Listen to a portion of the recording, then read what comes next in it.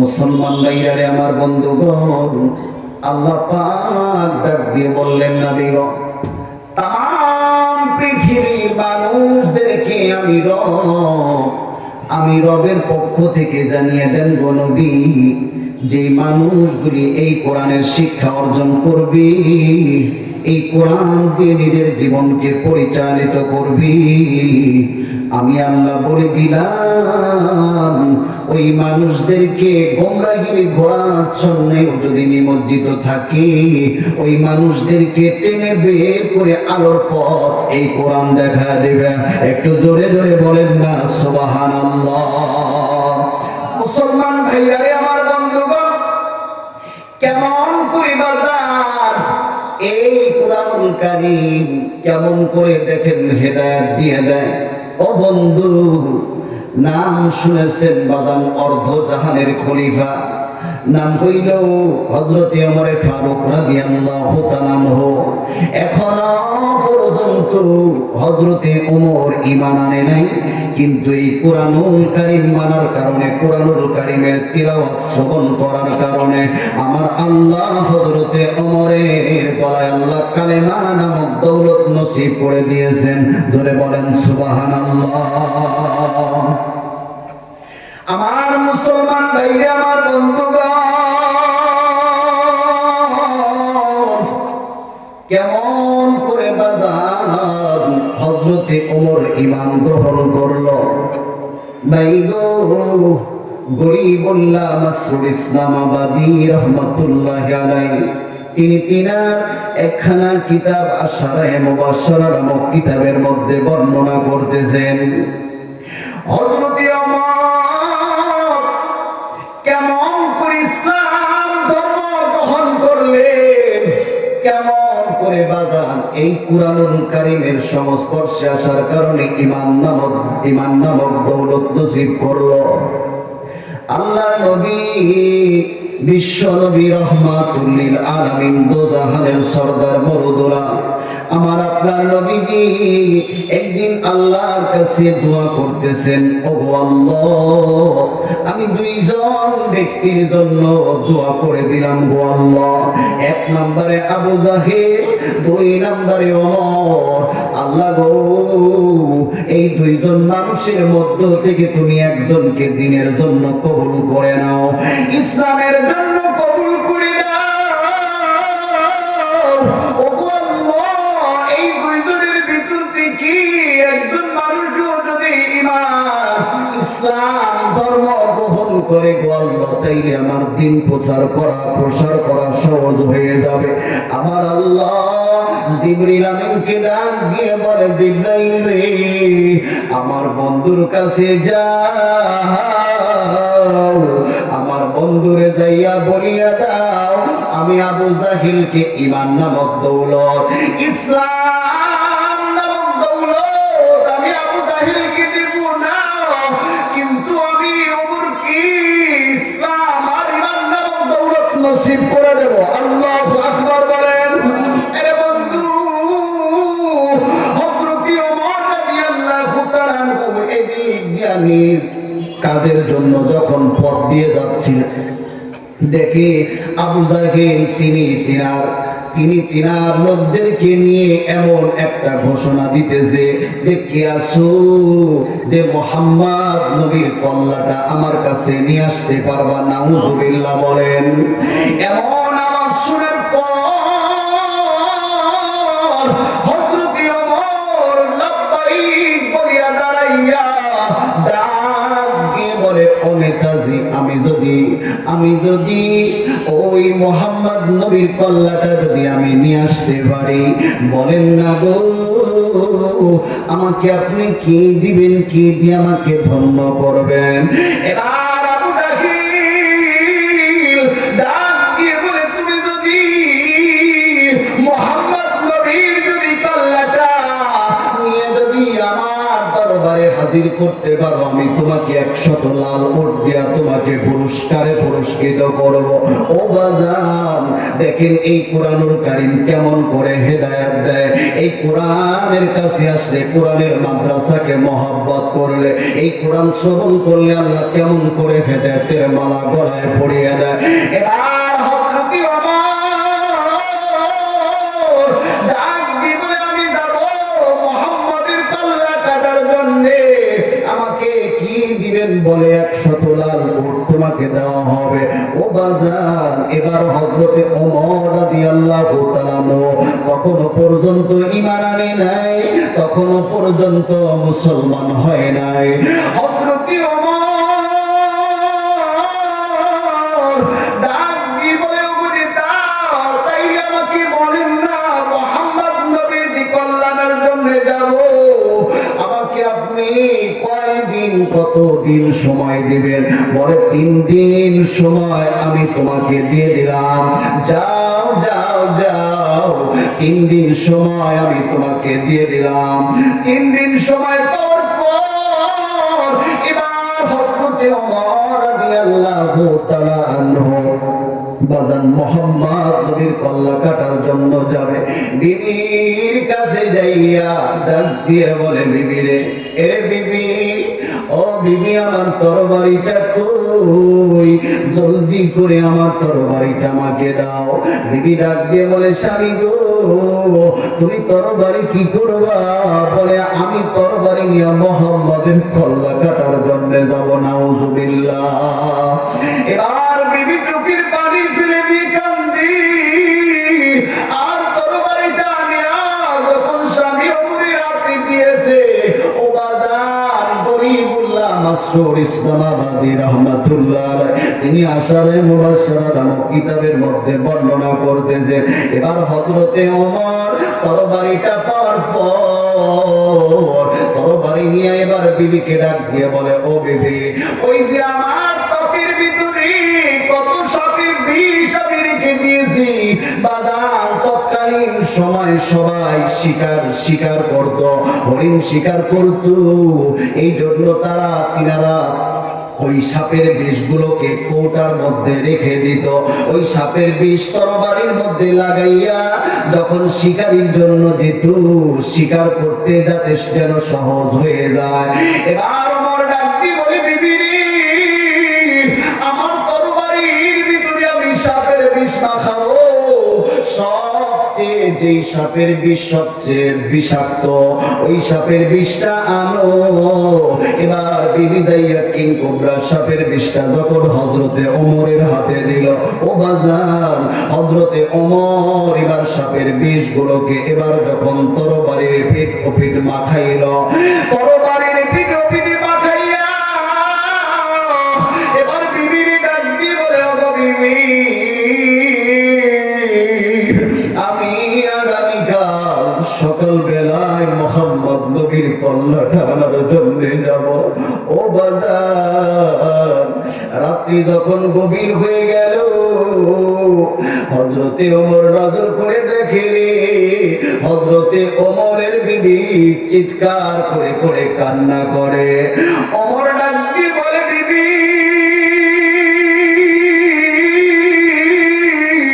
তুমি কেন এই গভীর রজনীতে এমন করে কান্দ? বিবি ডাক দিয়ে বলে, স্বামী গো, আমি তো ঘুমের ভিতরে গিয়েছিলাম গো, আমি যখন ঘুমের ভিতরে গেলাম, আমি স্বপ্নের মধ্যে দেখতে পেলাম, ও গো স্বামী, তুমি মুহাম্মদ নবীর কাছে গেছো, আর মুহাম্মদ নবীর কাছে যাইয়া হেলে দুলে আমার আল্লাহর কোরআনের তেলাওয়াত করতেছো। একটু জোরে জোরে বলা যাবে নাকি সুবহানাল্লাহ? এবার হযরত ওমর ডাক দিয়ে বলে, বিবি রে, আমি চেয়েছিলাম আগামীকাল সকাল বেলায় মুহাম্মদ নবীর কল্লাটা কাটার জন্য যাব, কিন্তু রে বিবি, তুই এমন এক কিতাবের কথা বলেছিস যার কারণে আমার দিলের ভিতরে প্রকম্পন সৃষ্টি হয়ে গেছে। একটু জোরে বলেন সুবহানাল্লাহ। এই কিতাব যখন তিলাওয়াত করা হয়, এই কিতাব যারা শুনবে দেখবেন বেঈমানের অন্তরে ভয় সৃষ্টি হয় কি হয় না? এই জন্য সঙ্গত কারণে আমরা দেখেছি যে এই কোরআনের মাহফিল গুলোকে একটা সময় বন্ধের ষড়যন্ত্র হয়েছে। কথা বলেন ঠিক কিনা? কেন?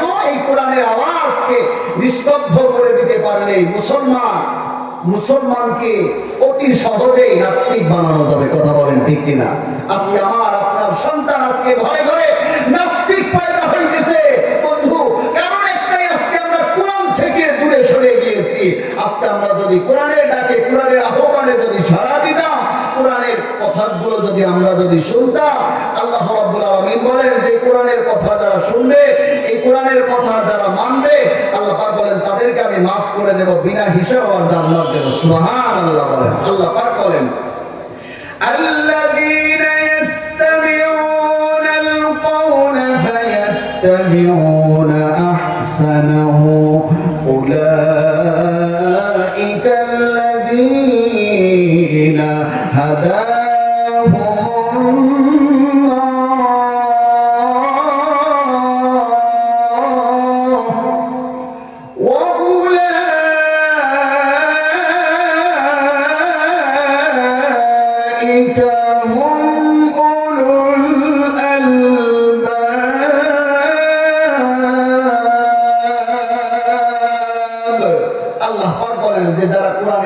সাড়া দেয়, কোরআনের আহ্বানে যারা সাড়া দেয়, যারা কোরআনের ডাকে সাড়া দিয়ে কোরআন অনুযায়ী নিজের জীবন আবার গড়ে, এই কোরআনের কথাগুলো শুনে যারা মানে, এরাই হলো প্রকৃত বুদ্ধিমান, প্রকৃত জ্ঞানী মানুষ।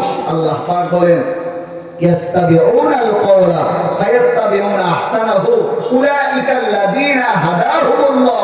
এই মানুষগুলোই হইল হেদায়েত প্রাপ্ত মানুষ। আল্লাহু আকবার বলেন।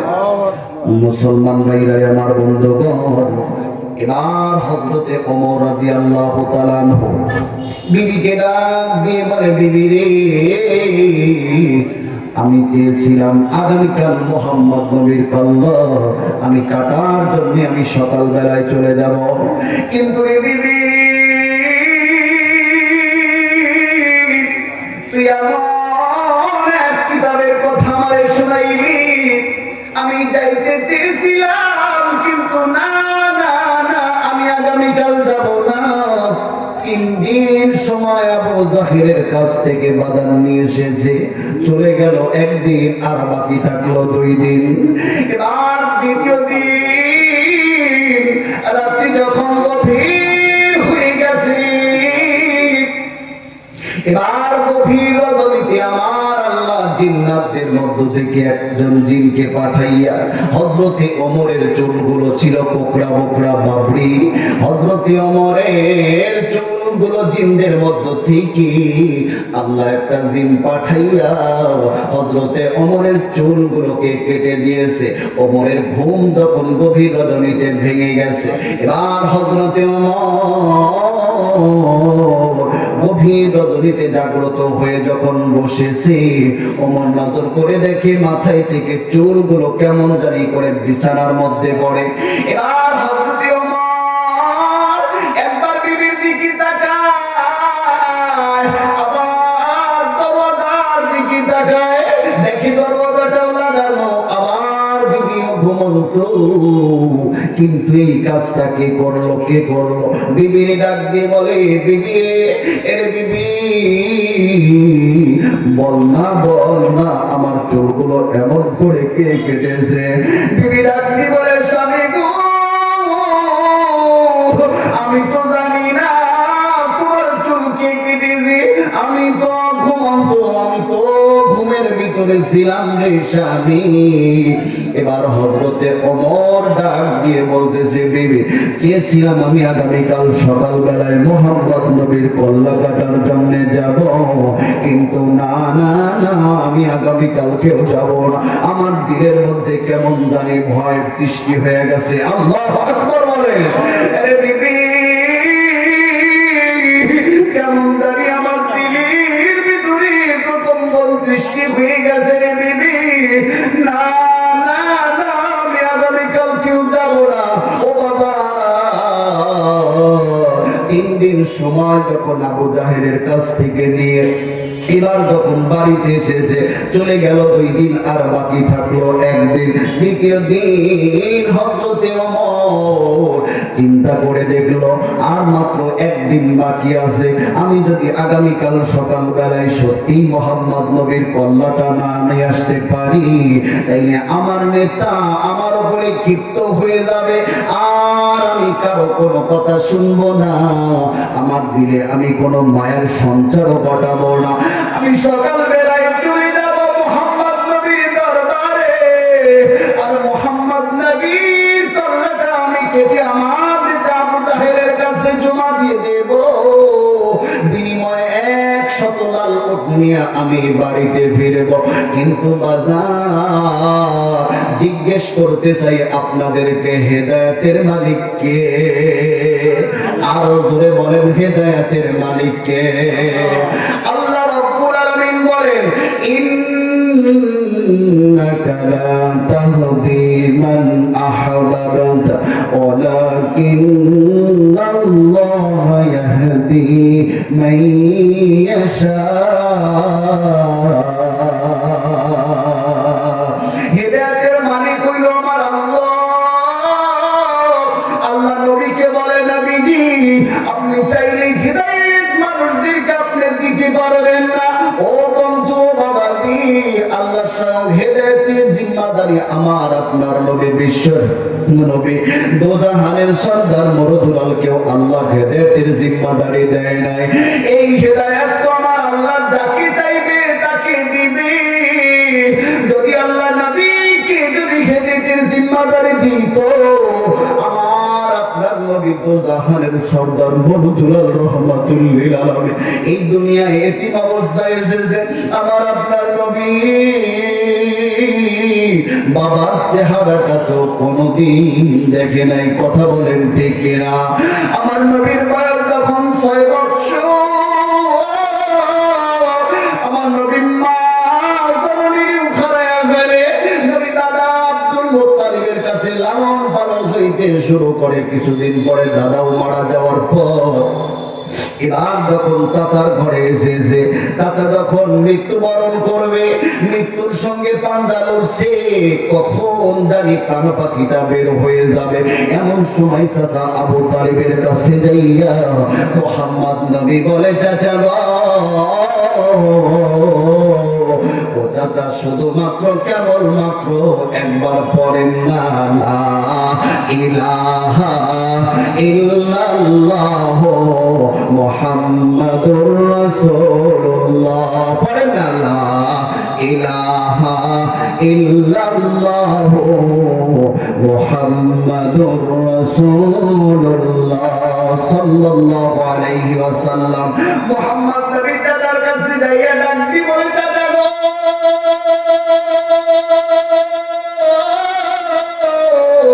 ও চাচা একবার শুধু পড়েন না, কালেমা আল্লাহ রে আল্লাহ বলে স্বীকারোক্তি দেন না। চাচা কখনো বলে, বাতিজা রে বাতিজা, আমি আমার বাপ দাদার ধর্মের যদি খেয়াল না করতাম, তাইলে আরো অনেক আগে ইসলাম গ্রহণ করতাম, তোমার এবং তোমার রবের উপরে ঈমান আনতাম। কিন্তু না না না, আমার আল্লাহ নাযিল করে নবীকে জানিয়ে দেয়, ওগো নবীজি আপনি চাইলে হেদায়েত দিতে পারবেন না নবী গো, কারণ হইল হেদায়েতের মালিক আমি আল্লাহ। কথা বলেন ঠিক কিনা? মুসলমান ভাইরা আমার, বন্ধুগণ, বাদাম লম্বা আমি করব না।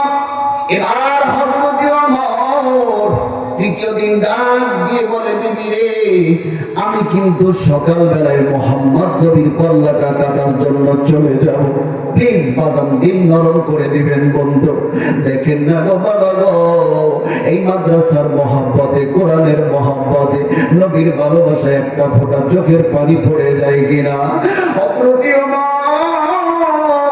সকাল বেলায় তৃতীয় দিন যখন ঘুম থেকে উঠেছে, ঘুম থেকে উঠার পরে হযরতে ওমর নজর করে দেখতে পায় বাহিরে কান্নার আওয়াজ শোনা যায়। বিবিকে ডাক দিয়ে বলে, বিবি, এর বিবি, আজকে আবার কি এমন করে সকাল বেলায় কান্না করে, আর কান্নার আওয়াজ আমার কানে ভেসে আসে। বিবি ডাক দিয়ে বলে, স্বামী গো, তোমার রাখাল দেখো না কেমন করে কান্দি। রাখালকে ডাক দিয়ে বলে, রাখাল রে, তুই কেন সকাল বেলায় এমন করে কান্না করতেছি? রাখাল ডাক দিয়া বলে, মনি ও মানি, আপনি যেই দিন আপনার নেতা আবু জাহেলের কাছে প্রতিশ্রুতি দিয়ে এসেছেন, ওয়াদা করে এসেছেন মুহাম্মদ নবীর কল্লা কাটার জন্য যাবেন, 3 দিন হয়ে গেল। পশুগুলি, আপনার এই উটগুলো ঘাসের ভিতরে মুখ লাগায় না, আপনার উট খাবারে মুখ লাগায় না, আপনার উটগুলো শুধু কেমন জানি চোখের পানি ফেলে ফেলে কান্দে। আর শুধু উঠি কান্দি না, আমিও তো কান্দি। শুনেছি আপনি নাকি মুহাম্মদ নবীর কল্লাটা কাটার জন্য যাবে। উট আল্লাহকে ডাক দিয়ে বলে, আল্লাহ গো, ওগো আমার আল্লাহ, আমার জবানটা খুলে দাও, আমি একটু ওমরের সঙ্গে কথা বলতে চাই। একটু জোরে বলেন সুবহানাল্লাহ। উট কেমন দাবি করে হযরত ওমরকে ডাক দিয়ে বলে, রে ওমর, আমরা তোর বাড়ির খাবার খাবো না, তুই খুনি, তুই মুহাম্মদ নবীর কল্যাণের জন্য যাবে। না না না, আমি তোর বাড়ির খাবার খাবো না। কিন্তু বাজানো, ওই সময় হযরতে ওমর রাগান্বিত হয়ে উটগুলিকে আর রাখালকে ডেকে ডেকে বলে, তোরা থাকলে থাক, না থাকলে এখান থেকে চলে যা, ওদের চেয়ে ভালো উট আমার নেতা 100 লাল উট আমাকে দিবে, আর আমি মুহাম্মদ নবীর কল্লা কাটার জন্য যাব বাজানো। কিন্তু আমার আল্লাহ অনেক আগেই জিব্রাইল আমিনের মাধ্যমে নবীকে জানিয়ে দিয়েছেন, ও নবী,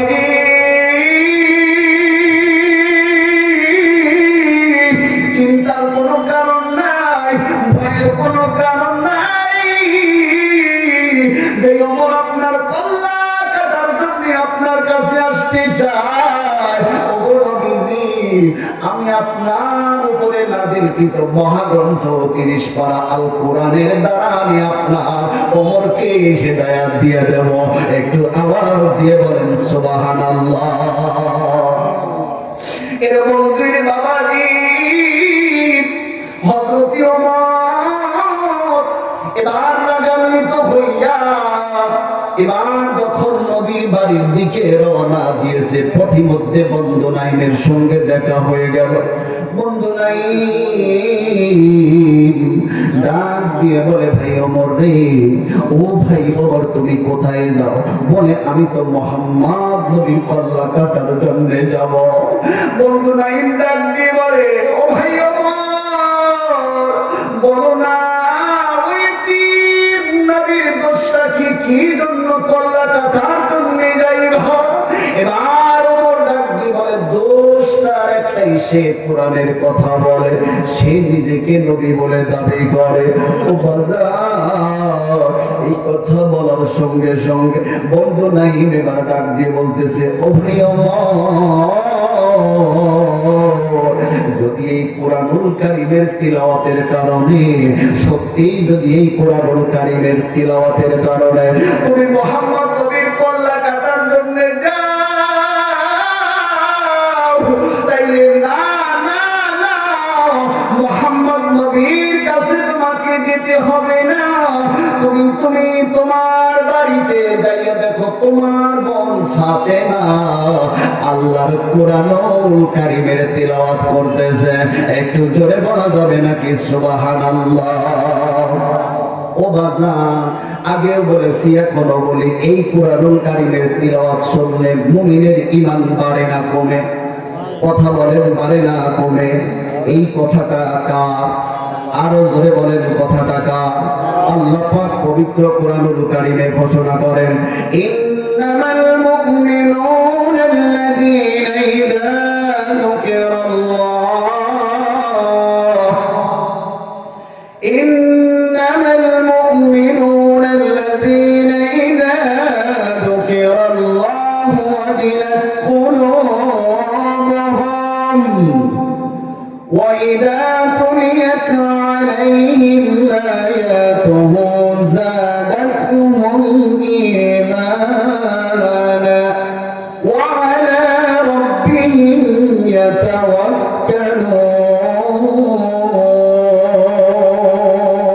الله أكبر الله أكبر মুমিনের সামনে যখন আল্লাহর কথাগুলোকে যখন স্মরণ করিয়ে দেওয়া হয়, মুমিনের ঈমান পূর্বের তুলনায় আরো বেড়ে যায়। সুবহানাল্লাহ।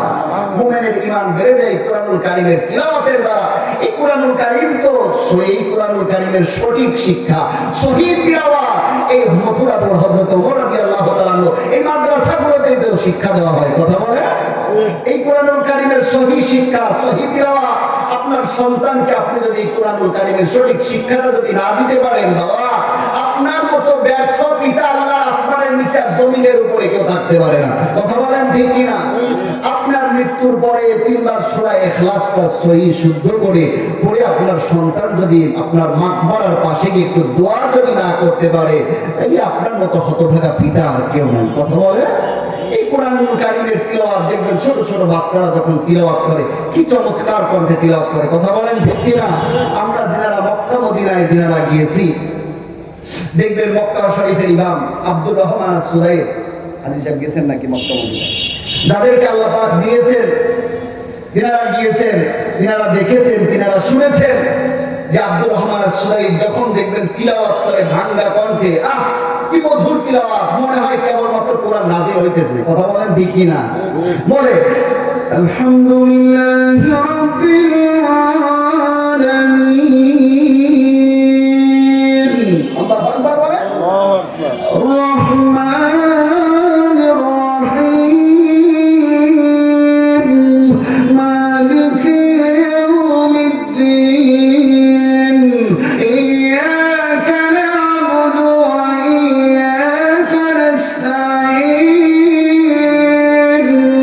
ইহদিনাস সিরাতাল মুস্তাকিম, সিরাতাল লাযীনা আন'আমতা আলাইহিম গায়রিল মাগদুবি আলাইহিম ওয়ালাদ-দাল্লিন।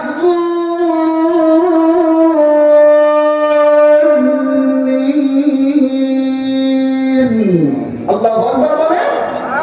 কোরআনের তিলাওয়াত শুনতে ভালো লাগে না খারাপ লাগে? কথা বলেন, ভালো লাগে না খারাপ লাগে? এই কোরআনুল কারীমের তিলাওয়াত এবার হযরতে ওমরকে ডাক দিয়ে বলতেছে, বন্ধু নাঈম, যে তুমি যাও, তোমার বাড়িতে যাও, গিয়ে দেখো তোমার বোন ফাতেমাই তো এই কোরআনুল কারীমের তিলাওয়াত করতেছে। আল্লাহু আকবার বলেন। এবার হযরতে ওমর তখনও পর্যন্ত বাজার ঈমান আনে নাই। এবার হযরতে ওমর মুহাম্মদ নবীর বাড়ির দিকে না গিয়ে এবার ঘুরে বোনের বাড়ির দিকে রওনা দিয়েছে। আল্লাহু আকবার বলেন। মুসলমান ভাইরা আমার বন্ধুগণ, এবার হযরতে ওমর যখন বোন ফাতেমার বাড়ির দিকে রওনা দিয়েছে, যেতে যেতে যেতে যেতে এক পর্যায়ে যখন বন্ধুর বাড়ির কাছে যখন চলে গেছে, এবার বোনের বাড়ির পাশে যাইয়া কানটাকে বোনের বাড়ির ভিতরে দিয়া পাশেই যখন দাঁড়িয়ে আছে, এমন সময় মধুর তিলাওয়াত ধরো বোনের কণ্ঠে ভেসে আসতেছে,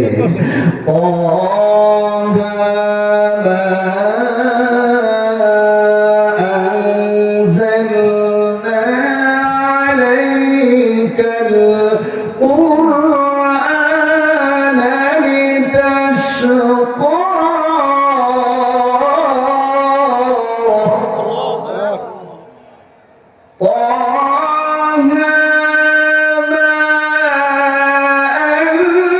أنزلنا عليك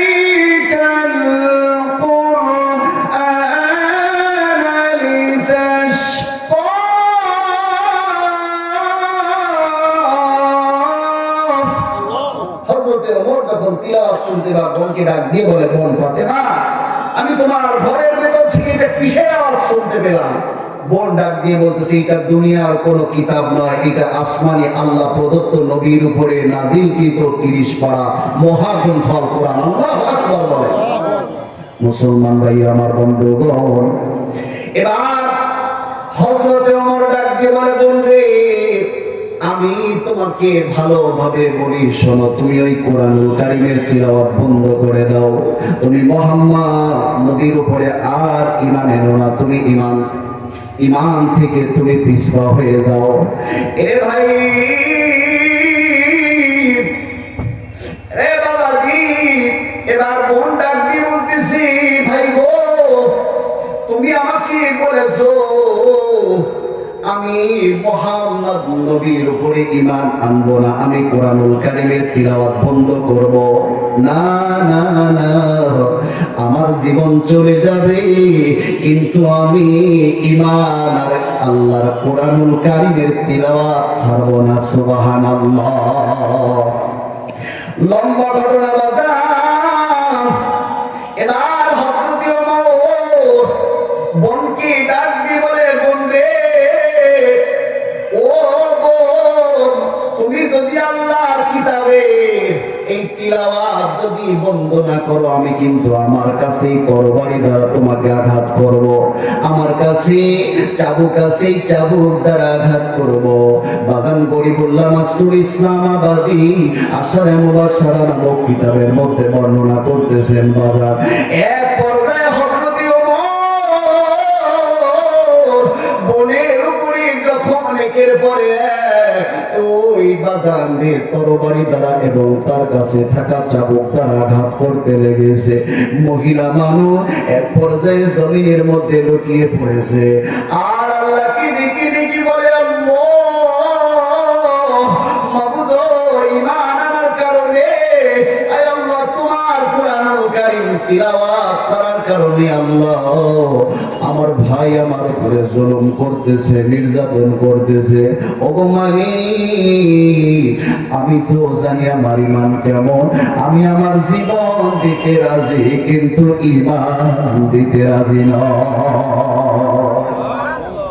আমার ভাই আমার বন্ধুগণ, রে বাবাজি, হযরত ওমর এক পর্যায়ে যখন দেখলো বোন ঈমান ছাড়ে না, কোরআনুল কারীমের তিলাওয়াত তো বন্ধ করে না, ওমরের দিলের ভিতরে আমার রবের ভয় ঢুকে গেছে। আল্লাহু আকবার। আগেই বলেছিলাম বাজার, বলেন তো হেদায়েতের মালিক কে? শুরুতেই যখন হযরত ওমর বোনের কণ্ঠে আল্লাহর কোরআনুল কারীমের তিলাওয়াত শুনেছে, ওই সময় আমার আল্লাহ হযরত ওমরের দিলের মধ্যে আল্লাহর ভয় ঢুকা দিয়েছে। আল্লাহু আকবার।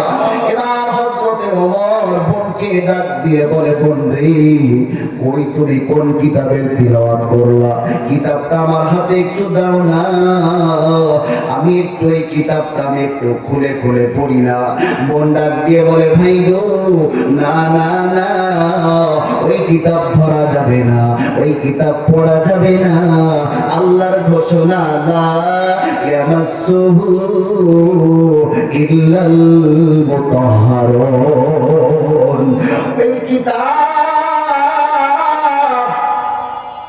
ওই কিতাব পবিত্র হওয়া ছাড়া ধরা যায় না, পড়া যায় না। ও ভাইয়া, তুমি যাও না, তুমি সুন্দর করে গোসল করে ওযু করে আসো, আমি তোমাকে আমার নবীর দরবারে নিয়ে যাব। দ্রুত গতিতে বাজার লম্বা ঘটনা। হযরতে ওমর এবার সুন্দর করে ওযু করে বোনের কাছে আসিয়া বলে, বোন রে, আমাকে একটু নিয়ে যাও না মুহাম্মদ নবীর দরবারে, আমি কালেমা পড়ে মুসলমান হয়ে যাব। এবার হযরতে ওমর বোন ফাতিমাকে নিয়ে নবীর দরবারে চলে গেছে।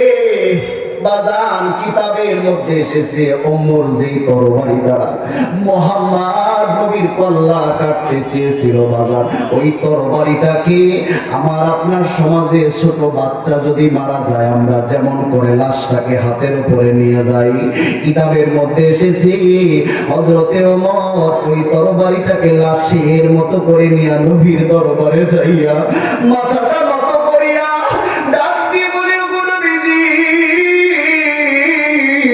আমি ভুল করেছি গো নবী, আমি চেয়েছিলাম আপনার কল্লা কাটার জন্যে।